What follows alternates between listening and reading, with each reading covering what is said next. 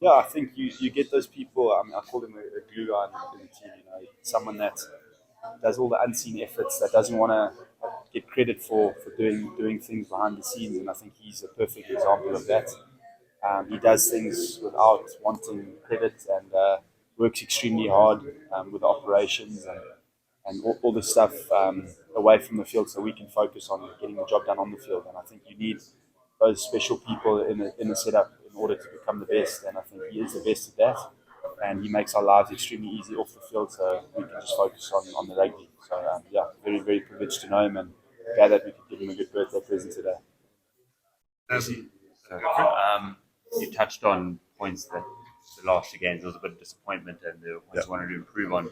Obviously, an immensely successful season, a rugby championship, and 11 out of 13 games win, number one in the world. There's obviously still room for growth. People even calling the Springbok perhaps one of the best teams of all time. What are those specifics? First of all, these last two games to improve on, but you really, as a unit, speak about to even grow further than this.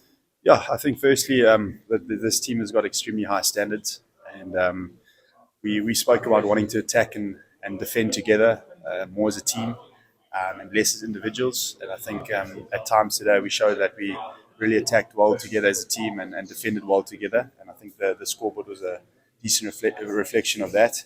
But yeah, it's just about us with Tony coming in and Jerry. They've done such awesome work. So it's just for us to become more, I suppose, synchronized and just do everything together a lot better. So that's kind of what we're looking for and what we're striving towards. And I think, yeah, obviously everyone going back to their unions and their clubs all around the world now. Got a few months to work on your game and to become better as a rugby player. And then obviously if you get picked again, to come back and contribute towards getting better. Jesse, just on a personal level, and obviously a big role player in the defensive system and a couple of really important reads tonight, even. Just if you could speak a bit about your role in that defensive setup at the moment, and perhaps shed some light on how it's differed. Is there still remnants of the Jacques Nienaber legacy in terms of what you guys are doing, and how that's perhaps shifted? Yeah, I think defense is obviously a very important part of our game. It's something that we take a lot of pride in. I think Jacques obviously laid an unbelievable foundation with installing what we do, and he's one of the best in the world. But I think Jerry's really come in with a whole lot of energy and kind of built on that. And he's a world-class coach, and the guys absolutely love him. He's really bought into the culture, and he's added another brick, if you want to call it, to the house that we're building. So, yeah, I've got a lot of respect for him. He's a guy that works extremely hard.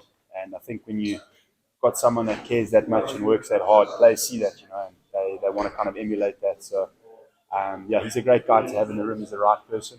And he's a guy that we want to put our shoulders on the line for and put your head into dark places. So I think when you get someone like that you can play for, it makes a big difference. Yourself personally in that role, have you got the responsibility of helping guys that are coming into the system understand it? I mean, is that something you take on, having been in the setup for so long? Yeah, absolutely. I think you, as an outside centre, this is obviously your baby.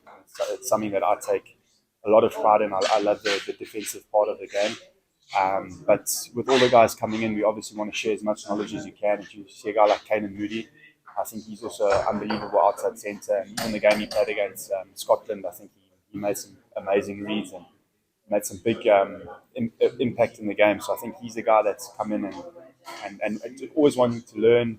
Guys like Ches and Kirtley, Makazole, Lucanio, everyone's obviously coaching each other and coaching everyone to try to get just, I suppose, better and understand the system better. So, yeah. Thank One you more. very much. One more. When occasionally they choose a 7-1 split, how much pressure is it on the backs? They can't get injured, they won't get any rest. Do you have to change anything in your system, in your thinking when it's a 7-1? No, I think the mindset is the most important thing. For me, it's never ever been a risk. I think you can look at it as a risk or you can look at it as a massive weapon. And I think when Rassie names a 7-1 split, we immediately buy into it. I've never ever gone on a field worrying about if I'm going to get injured or whatever like that. I think that's when you've got a bit of a loser's mindset. So as a winner, you wanna go on there and attack with that 7-1 split, and you want to use it to the best of your ability. So we love the challenge, and we love it when we name a 7-1 split. I think it's quite an intimidating split, and we get a lot of reward from it. So yeah, it's been great, and the backs absolutely love playing. I love playing 80 minutes, so it's great for us. Yeah.